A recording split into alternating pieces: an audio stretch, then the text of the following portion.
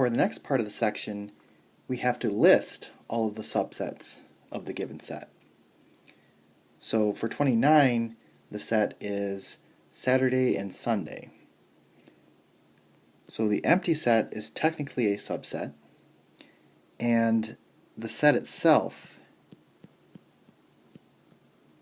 is a subset. So then we could also have the set that just has Saturday and the set that just has Sunday. So these four would be all of the subsets of Saturday and Sunday. Looking at 30, the extreme cases would be the empty set and the set itself. Then we should look at all of the subsets with just one letter. So A,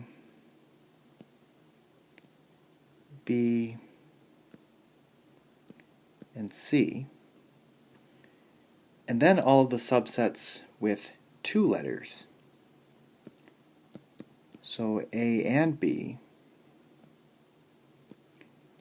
A and C,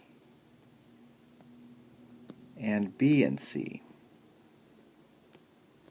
So number 30 had 8 subsets.